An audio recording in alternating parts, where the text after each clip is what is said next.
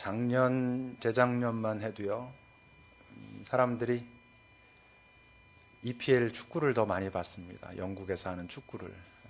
운동을 좋아하는 사람들이, 물론 뭐 전혀 항상 관심이 없는 사람들도 있지만, 왜냐하면 그때는 박지성, 뭐 이청용 이런 사람들이 그 영국 프리미어리그 일부 리그에서 나름대로 활약하고 뭐 한 2, 3년 전 이럴 때. 근데 요즘은 그 EPL보다 그 미국 메이저리그 야구를 더 많이 봅니다.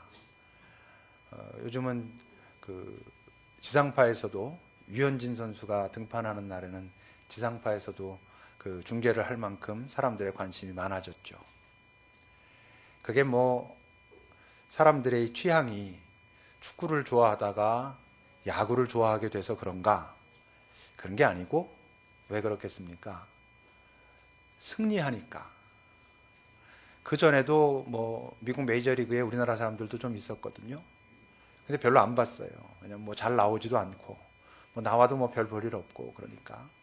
근데 요즘 뭐 유현진, 추신수 이런 친구들이 잘하거든요. 그러니까 사람들은 뭐 아주 매니아들을 제외하고 그냥 사람들의 관심이 이렇게 몰리는 데는 꼭 그거 자체가 재미있다기보단 거기서 어떤 승리의 소식들이 있으면, 그래서 올림픽 중계 같은 것도 그렇지 않습니까?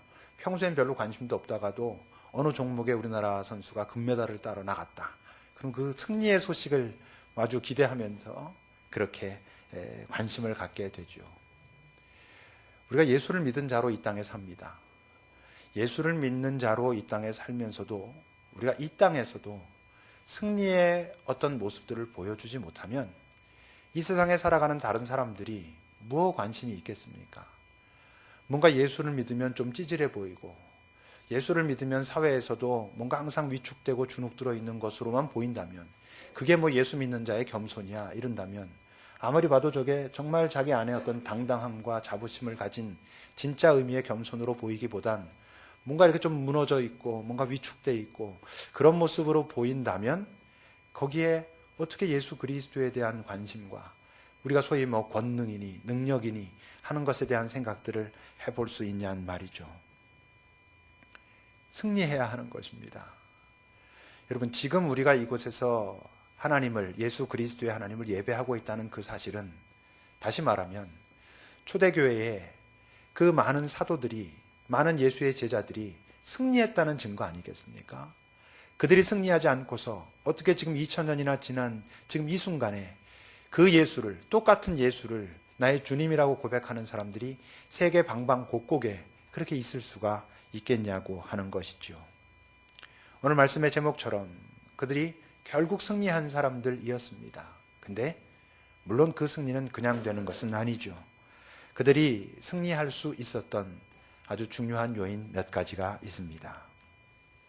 첫 번째는요, 그들이 승리할 수 있었던 아주 중요한 조건 중에 하나는, 그들은 이 세상에 두 개의 힘이 존재한다는 것을 정확하게 인식하고 있었습니다. 첫째 힘은 뭐겠어요? 당연히 이 세상의 힘이죠. 좀 더 풀어서 말하면 이 세상의 많은 움직임들을 주도하고자 하는 배후의 힘이 있다는 것을 그들이 알았다는 것입니다. 우리가 그냥 쉽게 말할 때 사탄, 어두운 세력이라고 말하는 그 힘이 이 세상에 아주 중요한 힘으로 있다고 하는 것을 그들이 인정했지요. 근데 중요한 게 있어요. 중요한 건 그 힘을 우습게 여기지 않았다는 것입니다. 그 힘을 함부로 무시하지 않았다는 것이죠. 예수를 믿고 뭐 하나님의 전지전능 이런 것들을 이렇게 듣기 시작하면서 우리가 빠지기 쉬운 오류가, 뭐 이 세상의 힘은 예수님만 뭐 믿으면 아무것도 아니야, 너무 쉽게 얘기합니다만, 여러분, 이 세상 만만하지 않습니다. 살면서 지난 한 주간도 많이 경험하셨죠? 이 세상 그렇게 만만하지 않습니다. 여러분, 오늘 본문 23절을 보세요. 사도들이 풀려났습니다. 이 사도들은 베드로와 요한을 말합니다. 베드로와 요한이 복음을 전하다가 잡혀 들어가죠. 잡혀 들어가 가지고 다시는 예수 전하지 마, 막 때립니다. 너 전하면 정말 죽일 수도 있어. 이랬을 때 그들이 뭐라 그랬다고요? 우리가 보고 들은 것을 말하지 않을 수 없다. 하나님께서 나에게 말씀하셨는데 너희들 말 듣는 게 더 옳은가? 한번 생각해봐라. 우린 죽어도 그거 계속 해야 돼. 그러니까 어찌할 바를 모르고 풀어주면서 다시 하지 말라고 또 위협합니다. 그리고 나서 이제 그들이 풀려난 것입니다. 그리고는 그 동료에게 가서 제사장들과 장로들의 말을 다 알립니다. 왜 알립니까? 우리가 지금 이런 위협 속에 있어. 그들이 지금 우리를 이렇게 노리고 있어 라고 말하는 것이죠. 가볍게 여기지 않는 것입니다. 여러분 그 29절에도 보세요. 그들이 그 상황을 놓고 기도할 때 이렇게 기도합니다. 주여, 이제도 그들이 우리를 이렇게 위협하고 있음을 굽어보아 주십시오 라고 말하죠. 무슨 뜻입니까? 우리들만의 힘으로는 이 위협을 이겨낼 수가 없다는 것을 우리가 압니다. 주님께서 도우시고 우리를 보호해 주십시오 라고 기도하는 것입니다. 왜? 그 힘이 그렇게 만만치 않다는 것을 인정하는 거죠. 여호수아에 보면 여호수아가 리더가 되고 가나안 땅을 건너서 첫 번째 벌인 전투가 여리고성 전투입니다. 여리고성 전투는 아주 묘하게 하잖아요. 뭐 뺑뺑 한 바퀴 돌고 마지막 날 7바퀴 돌고 소리 지르면 그 여리고성이 무너져 가지고 이겼습니다. 하나님의 기적을 체험한 것이죠. 이래 놓고는 이제 그들이 이제 교만해집니다. 아, 이거 하나님이 우리 편이니까 이제 이거 세상 아무것도 아니구나 그럽니다. 그래서 어떻게 하죠? 그 다음엔 여리고성보다 훨씬 조그만 아이성 전투, 아이성이라고 하는 곳에서 전투를 벌이는데 가서 정탐하고 와갖고는 다 올라갈 필요도 없습니다. 저것들 우리가 얼마든지 이길 수 있습니다. 아무것도 아닙니다. 그럼 올라가 싸웁니다. 어떻게 될게요? 뭐 속된 말로 박살납니다. 여러 사람 죽고요. 굉장히 큰 패배를 경험합니다. 왜? 그들의 힘이 약하고 자기네들이 힘이 강해가지고 이겼던 게 아니었었거든요. 하나님께서 그 전쟁 가운데 임하시고 그 전쟁을 기뻐하셨기 때문에 이겼던 거였거든요. 근데 이들의 전쟁의 승리에 대한 체험은 이들이 자기네들이 강한 걸로 착각하는 것입니다. 근데 그렇지 않아요. 근데 만약 이들이 이 세상의 힘이 강하다는 것만 알고 다른 것을 알지 못했다면 이들은 끝까지 버텨낼 수 없었을 것입니다. 그런데 아까도 말한 것처럼 두 가지 힘의 실체를 다 알고 있었다고요. 하나는 이 세상의 힘의 실체를 알고 있었지만 더 강하다고 말할 수도 없는 정말 강한, 본질적으로 강한 다른 힘을 이들은 또 알고 있었습니다. 여러분 24절부터 보세요. 그들이 그 이야기를 듣고는 한 마음으로 하나님께 소리를 높여서 이렇게 간구합니다. 대주제여, 이 모든 것을 주관하시는 분이시여, 천지와 바다와 그 가운데 모든 만물을 지으신 하나님, 그 하나님을 알고 있는 거예요. 그러면서 그분을 이렇게 또 이야기합니다. 주의 종 우리 조상 다윗의 입을 통하여 성령으로 이렇게 당신은 말씀하셨었습니다. 어찌하여 이 모든 나라들이 분노하느냐? 자신을 향하여. 이 많은 민족들이 헛된 일을 경영하는가? 세상의 왕들이 나서고 관리들이 함께 모여서 주와 주의 그리스도를 대적합니다라고 다윗이 이야기했었단 말이에요. 무슨 소리예요 지금? 헛된 일을 꾸미고 있구나. 너희들이 나에게 대하여 분노하고 나에게 덤벼도 도저히 되지도 않을 것인데 너희들이 지금 헛된 일을 꾸미고 있구나라고 말씀하셨던 하나님을 부르고 있는 거예요. 여기는 모든 사람들도 다 하나님을 알죠. 하나님을 아는데 문제는 삶의 현장에서 그 하나님을 경험하는가, 좀 함부로 말하면 삶의 현장에서 그 하나님을 사용하는가. 여러분 그것은 아주 엄청난 차이입니다. 그 강한 힘을 명확하게 알고 있을 때에만 이 세상의 힘을 결코 무시하지 않지만, 그렇지만 이 세상에 압도되지 않고 살 수 있습니다. 얼마나 많은 그리스도인들이 이 교회 안에서 하나님을 예배하고 이 안에 있을 때에는 마치 모든 것을 다 가진 양 그러다가 막상 삶의 현장에 나가서는 항상 위축되고 주눅들어 있습니까? 왜? 그 하나님을 그 삶의 현장에서 경험하지 못하기 때문에 그렇습니다. 여러분, 이 세상의 힘을 결코 무시하지 않지만 하나님을 알았기 때문에 결코 압도되지 않았던 아주 대표적인 사람이 누구입니까? 이게 갈렙 같은 사람 아닙니까? 여러분 여호수아 14장을 보세요. 여호수아가 리더가 돼서 갈렙과 함께 가나안 땅으로 들어가서 전쟁을 합니다. 5년의 전쟁을 끝나고 아직 그 전쟁이 남은 것이죠. 5년 정도 전쟁이 지난 후에 갈렙이 이젠 하나님께서 내게 주시겠노라고 약속하신 그 땅을 내가 가져야 되겠습니다라고 말하는 장면입니다. 이렇게 말합니다. 그날에는 45년 전입니다. 사실 5년 동안 가나안에서 전쟁이 있었고 40년 동안 광야 생활을 했고 그 출발점 때입니다. 그때 여호와께서 말씀하신 이 산지를 지금 내게 주소서. 당신도 그날에 들으셨거니와, 이건 지금 여호수아에게 말하는 거죠. 그곳에는 아낙 사람이 있고, 아낙 사람이란 거인을 말합니다. 그 성읍들은 크고 견고할지라도, 뭘 말하게요? 그들을 무시하지 않습니다. 거기에 있는 사람들은 거인이라는 것을 압니다. 그들이 갖고 있는 무기도 굉장히 우리들 것보다 좋다는 것도 압니다. 그 성읍도 큽니다. 견고하다는 거 다 인정합니다. 인정하는 것입니다. 우습게 여기지 않습니다. 그렇지만 그다음에 뭐라 합니까? 여호와께서 나와 함께 하시면 내가 여호와께서 말씀하신 그대로 이길 수 있습니다 라고 말하고 있는 것입니다. 세상은 만만하지 않지만 여러분, 하나님께서 나와 함께 하시면 이길 수 있다는 것이죠. 그러니까 우리가 이 세상을 살아갈 때 지혜는 과연 싸워서 이길 수 있느냐가 핵심이 아니고, 지금 내가 있는 그곳에서 하나님이 나를 기뻐하시는가가 핵심인 것을 기억하는 자들은 여러분, 삶을 정말 승리하면서 살아갈 수 있습니다. 근데요, 다른 사람들이 있었죠. 이 장면이 어떤 장면이었냐면, 애굽에서 나오자마자 12명, 각 지파에 한 명씩 뽑아가지고 12명을 가나안 정탐을 시킨 거였거든요. 정탐을 시켰는데 가서 보고는 돌아와가지고 여호수아와 갈렙은 지금 갈렙이 말한 것처럼 이렇게 말했어요. 이길 수 있다. 하나님께서 우리와 함께 하시니까 저들이 분명히 강해 보이는 건 맞는데 이길 수 있다. 그렇게 말하는데 나머지 10명은 어떻게 말합니까? 이렇게 말합니다. 그럼 신명기 13장을 보시면요, 30절부터 보세요. 지금 이 장면은 정탐하고 나서 바로입니다. 갈렙이 모세 앞에서 백성을 조용히 하게 하고 이르되 우리가 곧 올라가서 그 땅을 취하자. 이길 수 있다. 이렇게 말해요. 그런데 그와 함께 올라갔던 다른 10명은 이렇게 말합니다. 우리는 능히 올라가서 그 백성을 치지 못하리라.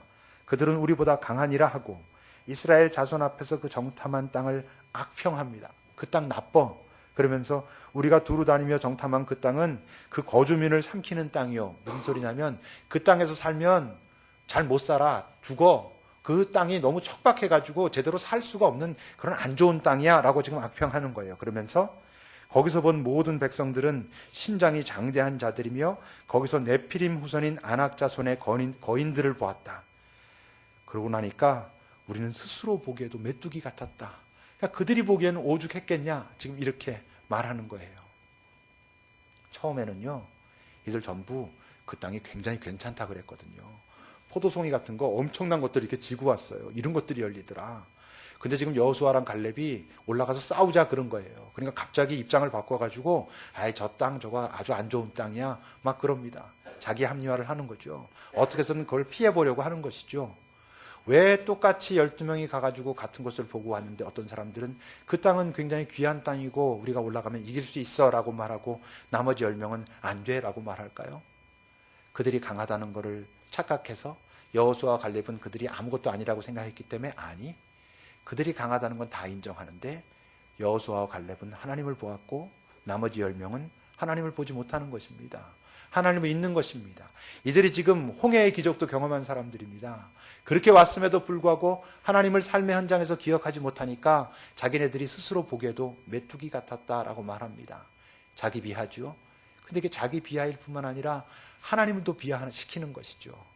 자기들과 함께하고 있는 그 하나님도 아무것도 아닌 존재로 만들고 있는 것이죠. 여러분, 이 땅을 살면서 그 두 힘의 실체를 보는 사람들만 그 상황들 속에서 영적인 의미를 발견합니다. 내가 있는 상황 속에서 지금 하나님도 이 자리에 함께 계시다라고 하는 것을 인식하는 사람들만 이것이 지금 어떤 의미를 갖는가, 다른 말로 하면 지금 여기서 악한 영은 어떻게 이끌려고 하고 하나님의 성령은 지금 이곳을 어떻게 인도하시기를 바라시는가를 알 수 있다는 것이죠. 여러분, 오늘 본문 27절부터 보세요. 그 두 가지를 다 보고 있는 그들이 지금 이렇게 말합니다. 과연 헤롯과 본디오 빌라도는 이방인들과 이스라엘 백성과 합세하여서 하나님께서 기름 부으신 거룩한 종 예수를 거스르려고 하고 있습니다 라고 말해요. 이건 뭐죠? 현상입니다. 지금 그런 현상이 나타난 거예요. 헤롯, 빌라도, 많은 사람들이 지금 예수를 거스르려고 하는 상황이 벌어졌어요. 근데 그 속에서 영적인 의미를 발견합니다. 28절을 보면 그런 것을 통해서 하나님의 권능과 뜻대로 이루려고 예정하신 그것들이 이루어질 것입니다 라고 말하고 있어요. 나타난 상황은 위기입니다. 위협입니다. 굉장한 고난이 닥쳐올 것 같은 상황이 분명히 놓여져 있습니다. 근데 그들은 보고 있어요. 뭘? 그 안에서 지금 하나님께서 일하고 계시다는 것을. 결국 이런 상황들을 통해서 하나님께서 일하실 것입니다 라고 말하는 거예요. 여러분들이 여러분들의 삶의 현장에서 하나님을 기억해낼 수 있다면 그 모든 자리는 영적인 의미를 갖는 자리가 됩니다. 영적 전쟁이라는 얘기 들어보셨죠? 우리의 삶의 모든 자리는요, 그냥 나타난 어떤 현상인 것 같은데, 누구랑 나랑 지금 사이가 그냥 단순히 안 좋아진 것 같은데, 단순히 내 삶의 자리가 조금 어려워진 것 같은데, 단순히 내가 요즘 하는 일이 내 뜻대로 술술술 풀려가는 것 같은데, 거기서 하나님을 기억하면 그런 상황들을 통하여 말씀하시는 또는 행하시려고 하시는 뭔가가 있다는 것을 알게 된다는 것이죠. 여러분, 그럴 때 그런 사람이 영적인 삶을 살아가는 사람이 되는 것입니다. 지금 이들은요, 이 세상에 두 개의 힘이 존재하고 있다는 것을 항상 잘 기억하고 있었어요. 두 번째, 그들이 승리할 수밖에 없었던 이유가 있어요. 그건 뭐냐면 자신들이 왜 살아있는지 알았어요. 여기서 지금 제가 물어보면 대부분은 내가 왜 사는지 압니다. 큰 주제로 말하면 하나님의 영광을 위해서 이렇게 말할 수 있죠, 대부분. 근데 그게 삶의 현장에서 기억하고 사는 것은 결코 쉽지 않습니다. 삶의 현장에서 자기가 살아있는 그것이 내 삶의 여러 선택과 행동들이 하나님의 영광과 닿아 있다라고 하는 것을 기억하는 것은 그다지 쉬운 일은 아닙니다. 오늘 보면 29절을 여러분 보세요. 주여 이제도 그들의 위협함을 보아주십시오. 위협이 있는 것입니다. 고난이 있는 것입니다. 생명에 지금 위협을 받고 있는 거예요. 근데 종들로 하여금 담대히 하나님의 말씀을 전할 수 있도록 해주십시오 라고 말합니다.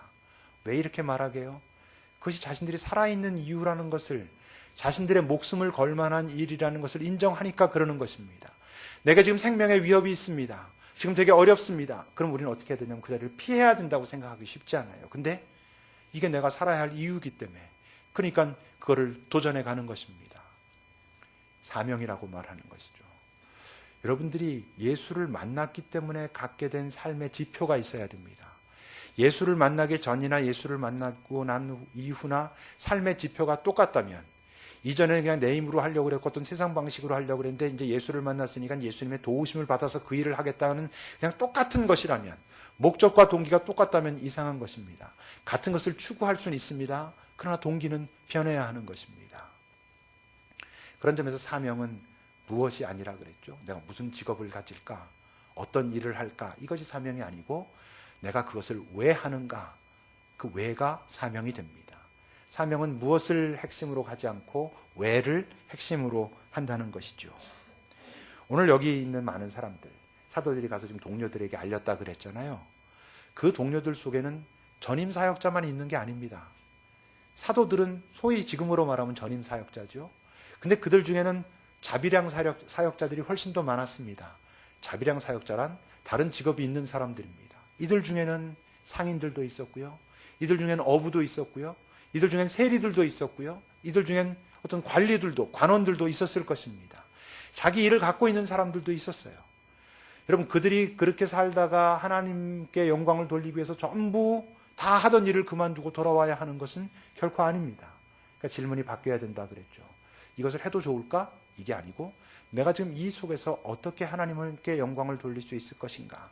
어떻게 해야 여기서 하나님이 기뻐하실까라고 하는 것이죠. 사람들이 직업을 바꿨다면 그 질문에 부딪힌 것입니다. 아, 내가 여기서는 이것을 계속 감당하기가 어렵겠구나. 여기서 내가 계속 하나님께 영광을 돌린다는 것이 결코 쉽지 않겠구나. 이기 때문에 바꿨을 것입니다. 삭개오를 아시죠? 삭개오는 세리였습니다. 세리 삭개오는 예수님을 만나고 난 다음에 계속 세리 일을 했을까요? 안 했을까요? 모릅니다. 나와 있지 않으니까. 했을 수도 있고 안 했을 수도 있습니다. 그러나 동기는 똑같았을 것입니다. 세리를 했다면 어떻게 했겠습니까? 누군가 지금 여기에서 세리의 역할을 해야 될 텐데, 그렇다면 다른 사람들이 와가지고 사람들을 또 핍박하고 사람들의 정말 피를 뽑아먹고 이렇게 하지 않도록 내가 해야 되겠구나. 내가 최선을 다해서 공정하게, 공정할 뿐만 아니라 그 가난하고 어려운 사람들을 돌봐주면서 내가 가지고 있는 것들을 오히려 그들과 나누면서 내가 이 자리를 지키면서 사람들을 잘 살피고 섬겨야 되겠구나라는 마음으로 했을 수 있습니다. 근데 도저히 그것이 그렇게 감당하기 어려웠다면 그 자리를 떠났겠죠. 제가 학교 선생님 했었다고 그랬잖아요. 그 학교를 떠났던 그때의 저의 마음은 바로 그런 것이었습니다. 하나님의 일을 열심히 하려면 교사로서는 불가능하니까 아니라 그때 내가 가지고 있던 모든 상황, 그때의 여건들, 그런 것들을 다 놓고 기도하는 가운데 내가 지금 이곳에서 그 역할을 잘 감당하는 것이 결코 쉽지 않구나. 그래서 그 자리를 떠난 것이지, 교사는 하나님의 일을 감당하기 합당하지 않으니까 떠난 것이 아닌 것이죠. 우리가 만약 하나님의 영광에 대해서 말하면서도 무엇을 할 것인가에 너무 집착하고 있다면 여러분, 우리 자신을 잘 한 번쯤은 의심해 봐야 됩니다. 내 이기심이 저 깊숙한 곳에 숨어 있을 수 있는 것이죠. 여러분, 주님은 우리에게 그렇게 말씀하셨잖아요. 먼저 그의 나라와 그의 의를 구하라. 그리하면 이 모든 것을 더하시겠다 하셨습니다. 그의 나라와 그의 의를 구한다는 건 우리의 마음의 내적 동기를 말합니다. 내가 정말 무엇 때문에 이것을 하고자 하는가라는 그것이 확실하다면 모든 것을 더하신다는 그런 말의 의미는 그 다음엔 열린 곳으로 가면 돼, 이런 뜻입니다. 내가 책임질게. 네 마음의 동기만 확실하면 그냥 네 앞에 열린 문으로 가라. 그러면 할 수 있어. 제가 예바공 친구들과 그런 얘기들 자주 합니다. 너 지금 직장 구하는 거 네 마음만 분명하면 할 수 있는 거 아무거나 해라. 내 앞에 다가오는 거 어떤 거든지 일단 시작해. 그걸 계속 갈 수도 있고 가다 중간에 바뀔 수도 있지만 네 마음만 분명하다면 지금 뭘 할까? 이게 그 월급이 얼마나 더 많고 적고 거기에 너무 매달릴 필요 없어. 여러분, 그렇게 너무 매달리지 않아도 괜찮습니다. 정말 살 수 있습니다. 여러분, 그것이 우리의 많은 믿음의 선배들이 실제로 살아낸, 시도해보니까 정말 그렇구나라고 경험했던 그런 것입니다. 많은 사람들은 그것을 시도해보지 않고 그 전에 머뭇거리고 한 걸음을 내딛지 못하기 때문에 그의 나라와 의를 구했을 때 내가 모든 것을 책임지겠다고 하는 것을 경험하지 못하고 사는 것입니다. 항상 그러니까 원망하고 불안하면서만 살고 있는 것이죠. 그런데 여러분, 그것이 정말 가능합니다. 세 번째는요, 그들은 이 세상에 두 개의 힘이 존재한다는 걸 알고 있었고, 그래서 그것을 항상 발견했고 그 자신들이 왜 사는가를 알았습니다. 바로 그것과 다 있는데 그들은 그러므로 결국 자기의 삶에서 뭐가 드러나야 되는지를 알았어요. 정말 자기를 통해서 자기가 높아지는 것이 아니고 하나님께서 영광 받으셔야 되는구나라는 것을 잘 알고 살았던 사람들이었어요. 여러분, 30절을 보십시오. 그들이 이렇게 기도합니다. 말씀을 전하게 해주십시오. 그러면서 30절을 보면 손을 내밀어서 병을 낫게 하시옵고 표적과 기사가 거룩한 종 예수의 이름으로 이루어지게 하옵소서라고 기도해요. 손을 내밀어 병을 낫게 하시옵고, 이게 누구 손이겠어요? 이들이 지금 기도할 때는 하나님, 당신의 손을 내밀어서 병자들이 낫게 해주십시오. 그리고 표적과 기사가, 놀라운 일들이 예수 그리스도의 이름으로 나타나게 해주십시오라고 기도하고 있지만, 여러분, 실제로 표면적으로는 이걸 누가 다 합니까? 자기네들이 합니다. 자기네들이 손을 내밀어서 병자를 안수하고 하나님, 이 사람을 고쳐주십시오라고 기도합니다. 내가 하지만 지금 뭐라고 말하고 있는 것입니까? 실제로는 하나님께서 그 일을 하신다는 걸 내가 압니다. 그 이 모든 일을 통해서 나타나는 그 모든 것이 예수 그리스도의 이름으로 이루어진다는 것을 우리 모두가 알게 해주십시오라고 고백하는 것이죠. 창문 같은 사람이란 얘기 했죠.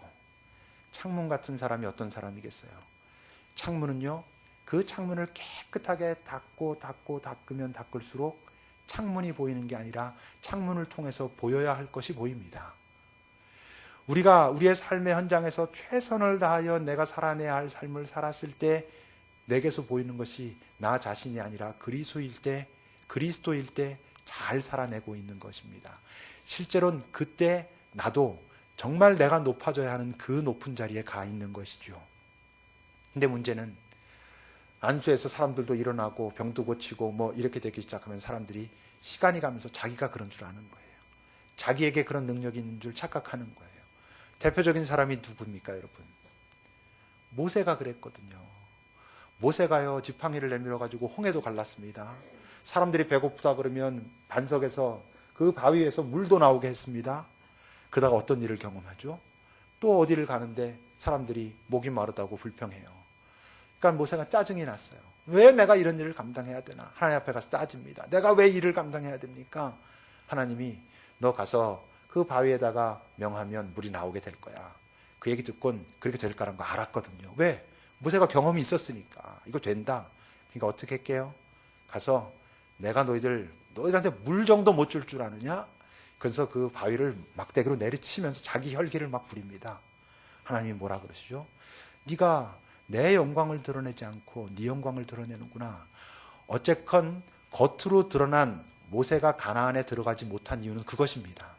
네가 그 반석에서 내 영광을 드러내지 않고 네 영광을 드러내려고 했기 때문에 너는 요단강 앞에까지만 가지 가나안 땅엔 들어갈 수 없어. 뭐 여러 가지 이야기들을 할 수 있지만 뭘 의미하게요? 모세가 자기가 하는 줄 아는 것입니다. 이게 우리들이 빠지기 쉬운, 특히 뭐 목사나 이런 사람들이 빠지기 쉬운 함정들이죠. 뭐가 좀 이렇게 되면 자기가 잘나서 그런 줄 알고 자기 능력인 줄 알고 그래서 잘 되기 시작한 다음부터 나빠지고 세상에는 잘 되기 시작한 다음부터 영향력이 없어지기 시작하고 비난받고 손가락질 받는 일들이 얼마나 많이 벌어지는지 모릅니다, 여러분. 근데요, 이들은 하나님이 드러나는 삶을 살았어요. 그래서 창문처럼 살았어요. 이 세상에 대해서 자유로웠어요. 그래서 세상에 감당할 수 없는 사람들로 이 땅을 살았다고요. 여러분, 그게 비밀이었어요. 이들이 살아가는 삶의 비밀. 그래서 결국 그들이 이겨냅니다. 세 가지를 말했습니다. 근데 이 세 가지의 공통점이 있어요. 첫째 뭐라 그랬죠? 이 세상에 존재하는 두 개의 힘이 있다는 것, 그것을 알고 있다 그랬어요. 자신들이 왜 살고 있는가를 알고 있다 그랬어요. 자기들을 통하여 무엇이 드러나야 하는지를 알고 있다 그랬어요. 아는 건 중요한 거예요. 정말 아는 건 중요합니다. 그런데 아는 게 내 것은 아닙니다. 사람들의 착각이 자기가 알고 있는 것을 자기가 그렇게 살고 있다고 착각할 수 있어요. 뭐 계속 제가 너무 목사님들, 뭐 저 자신을 포함해서 뭐 얘기하지만 목사님들이 계속해서 우리가 하나님 이야기 하잖아요. 하나님이 이러십니다. 이것을 기뻐하십니다. 우리가 이렇게 살아야 됩니다라고 강단에서 말한단 말이에요. 많이 합니다, 제가. 엄청 알거든요. 근데 문제는 그 알고 있는 그것이 내 것이냐 하면 그렇지 않아요. 알고 있다고 이기는 것이 아니에요. 시도해야 이깁니다. 아는 것을 시도하기 전에 그것은 내 것이 되지 않아요. 여러분, 오늘 본문 31절을 보세요. 그들이 그렇게 빌었습니다. 그러면서 그 모인 곳이 진동하고 성령이 충만해서는 그들이 담대히 하나님의 말씀을 전하기 시작했습니다. 이것이 없으면 아무 소용이 없어요. 여기 있는 우리들 모두 이 세상에 두 개의 힘이 존재한다는 것도 알고 우리가 왜 사는가에 대해서도 분명히 우리가 말로 하면 하나님의 영광을 위해서 삽니다라고 말할 것이고 나를 통해서 하나님께서 드러나셔야 됩니다라고 말할 수 있을 것입니다. 근데 무엇은 차이가 있게요? 그렇게 살지 않는 것입니다. 가서 그렇게 시도해보지 않는 것입니다. 마음으로만 알고 있는 것으로만 그것이 그냥 이 안에 내려와서 내 안에 원망과 분노만 되는 것입니다. 그렇게 대단한 하나님이 왜 나를 그냥 이렇게만 내버려도 내가 움직이지 않는 것인데 그럴 수 있다는 것이죠. 여러분, 움직여야 합니다. 그래야 살 수 있어요. 승리하면서. 한 가지가 더 있습니다. 결국 승리하는 이들에게서 빠뜨릴 수 없는 아주 중요한 조건이 있어요. 그게 뭐였냐 하면 이들은 고난을 통해서 더 성장했다는 거예요. 확대됐어요. 재생산됐어요. 여러분, 오늘 본문 31절을 다시 보세요. 빌기를 다음에 모인 곳이 진동하더니 무리가 다 성령에 충만해가지고 복음을 전하기 시작했어요. 이 위기가 어떻게 다가왔게요? 베드로와 요한이 복음을 전했어요. 베드로와 요한이 복음을 전해다가 잡혀가가지고 위기가 닥친 거예요. 두 사람 때문에 위기가 닥쳤었는데 그 위기가 닥쳐서 와가지고 말한 다음엔 함께 기도하고는 이젠 몽땅 다 성령에 충만해가지고 복음을 전하러 갔어요. 그 사람들이 볼 때는 이게 미칠 지경이죠. 두 놈이 지금 뭐 이래가지고 그들 위협해가지고 보내놨더니 이젠 전부 다 덤벼는 거예요.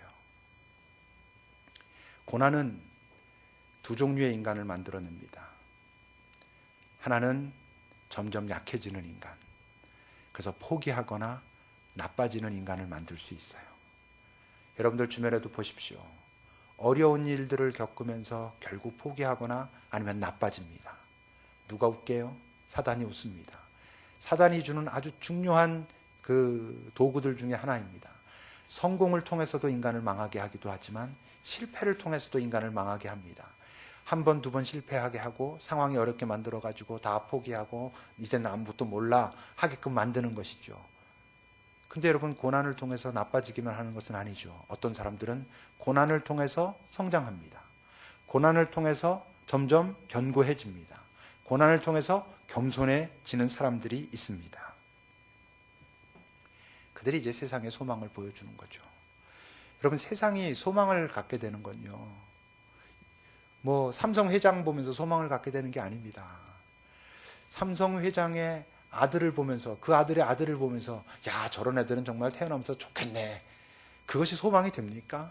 그런 것으로 소망이 되는 게 아니고, 이 세상의 소망은 내가 볼 때도 참 저 사람은 쉽지 않겠다 그랬는데, 그것이 이런 훼손된 방법으로가 아니라 자기의 중심을 제대로 잘 지키면서 하나하나 자기의 삶을 한 걸음 한 걸음 살아가다가 결국 그 삶 자체가 뭐 특별히 많이 변했다기보단 그 안에 뭔가 사람들에게서 쉽게 찾을 수 없는 평화가 있고 기쁨이 있고 어떤 선한 영향력을 자기가 경험할 때, 야, 저건 과연 뭘까? 여러분, 그것이 소망 아니겠습니까? 여러분, 우리 안에 바로 그런 승리의 능력을 이 세상에 보여줄 수 있는 그런 모습이 없다면 우리가 세상에 나가서 내가 예수를 만났어, 어떻게 말할 수 있습니까? 그래서 라고 대답하면 여러분들은 뭐라고 대답할 수 있습니까? 내가 예수를 만났어, 그래서 그럼 죽으면 천국 가. 근데 그럼 어떻게 하시겠어요? 이 세상에서 소망을 보여줘야 되거든요. 여러분, 이들의 삶은 결코 만만치 않았어요. 그런데 하나님을 정확하게 기억하고 있었거든요. 자신들이 사는 이유와 자신들의 삶의 열매가 어떤 모습으로 드러나야 하는지를 알았거든요. 어려움이 닥쳐왔을 때 그 어려움이 자신에게 어떤 것으로 작동해야 되는지 그들이 잊지 않고 있었거든요. 그들이 그래서 결국 세상의 소망이 됩니다. 근데 이들의 승리가 이 세상이 말하는 승리랑 이 세상의 승리랑 본질적으로 다른 게 있어요. 그게 뭐냐 하면, 이들의 승리는요, 패배자를 만들지 않아요. 누구도 패자로 만들지 않을 수 있는 승리가 바로 이들의 승리예요. 헤롯, 빌라도, 오늘 뭐 이방 사람들, 뭐 대제사장 막 많이 나오죠. 이들조차도 승리자가 될 수 있어요. 패배자가 되지 않을 수 있단 말이에요. 이들이 패배자가 되는 건 베드로와 요한과 그 사도들이, 예수 믿는 자들이 승리해서 패배자가 되는 게 아니고 자신들의 고집 때문에 패배자가 되는 거예요. 여러분, 사도행전 3장 17절부터 19절을 보세요. 이게 베드로가 지금 전하는 복음이거든요. 베드로가 막 복음을 앞에서 전했어요. 그랬더니 그걸 듣고 있던 어떤 사람들이 찔렸어요. 자기네들이 예수를 핍박했거든. 그래서 이렇게 묻습니다. 그럼 이제 우리가 어떻게 해야 될까? 이렇게 물어요. 그때 지금 베드로의 대답입니다. 형제들아, 너희가 알지 못해서 그리하였으며 너희 관리들도 몰라서 그랬다는 걸 내가 안다. 그렇지만 하나님이 모든 선지자의 입을 통하여 자기의 그리스도께서 고난받으실 일을 미리 알게 하신 것을 이와 같이 이루게 하셨다. 너희들이 지금까지 몰라서, 예수 그분이 누구라는 걸 몰랐기 때문에 그분을 핍박하고 그를 죽이기까지 했다는 거 안다. 근데 괜찮아 그러는 거예요. 그럼 19절에 뭐라 그럽니까? 그러므로 너희가 회개하고 돌이켜 죄 없이 함을 받으라. 이같이 하면 새롭게 되는 날이 주 앞으로부터 이를 것이다. 뭘 말하게요? 너희들도 패배자가 아니야. 너희들도 실패한 거 아니야. 지금까지 몰라서 그랬지만 이제라도 너희들이 그것을 알고 인정하면 너희들도 나와 같이 될 수 있어 라고 말하는 것이죠. 그게 이 세상의 승리와 다른 거예요. 이 세상의 승리는 누군가의 눈물을 필요로 합니다. 그리고 이 세상의 승리를 승리라고 하는 이유는 패배자가 있기 때문에 승리라고 하는 거예요. 패배자가 없는 것은 사람들은 승리라고 말하지 않아요. 승리로 받아들이고 싶어 하지도 않아요. 그건 그냥 무덤덤해요. 뭐 이거 뭐 아무것도 아니야. 남들이랑 똑같은데 뭐. 남들이랑 똑같은 건 이 세상은 승리라고 말하지 않아요. 근데 예수 그리스도의 승리는 모든 사람들이 똑같아지는 거예요. 다 하나님의 자녀가 되는 것. 그래서 패배자가 없는 것. 여러분, 그것이 승리인 것이죠. 그러니까 승리의 조건은 우리가 이 땅에서 살아가면서 내가 성공했습니다, 승리할 수 있었습니다라고 말하는 건, 베드로가 지금 사람들에게 너희들이 회개하면 된다라고 말했다고 해서 베드로의 그 성공, 승리의 그 기준점이 그들이 회개하였느냐 말았겠습니까? 그렇지 않아요. 복음을 전했다는 그것이, 그 쉽지 않은 상황 속에서 베드로가 그들에게 복음을 말했다는 그 사실이 하나님께서 베드로를 보실 땐 너는 네가 감당할 것을 했다라고 말씀하시는 거죠. 만약 회개시키는 것이 성공이라면 스데반 집사님 같은 경우는 어떻게 해요? 그는요, 설교 한 번 하고 돌 맞아 죽었잖아요. 아무도 그는 돌이키지 않았어요.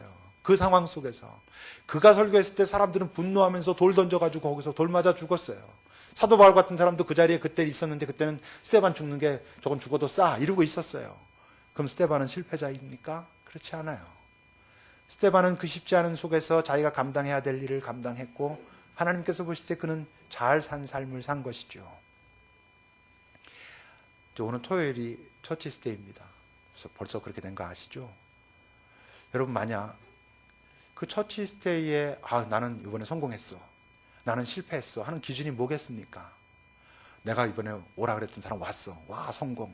내가 그렇게 오라 그랬는데 안 왔어, 실패. 아니요, 그렇지 않아요.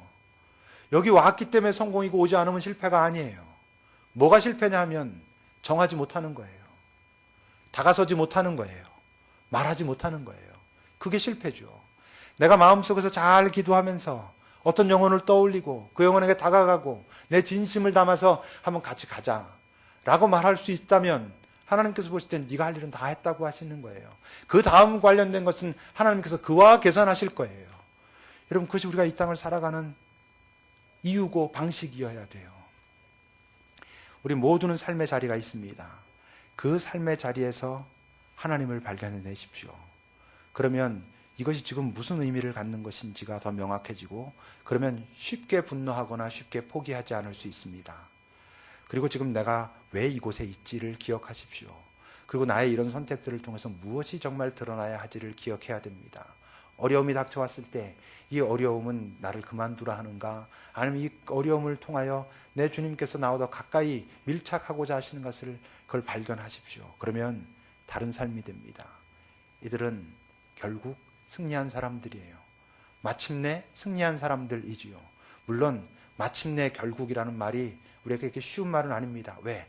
그 결국이란 말에 숨겨진 것은 과정이 만만치 않아, 이런 뜻이 있잖아요. 그래서 그분이 그 과정 속에서 우리와 정말 은밀히 함께 하십니다. 그 경험이 우리로 하여금 이 땅을 살아가게 하는, 정말 이 세상은 알 수 없는 에너지가 되는 것이죠. 우리가, 우리 개인이, 우리 급익교회가 다 그렇게 고백하는 개인과 교회가 되기를 바라요. 결국 내가 이겼구나, 이렇게. 이번 토요일 날, 그날 오는 사람이 문제가 아니라 우리가 전한 사람이 있는가가 문제라는 것을 꼭 기억하시기를 바랍니다. 기도합시다.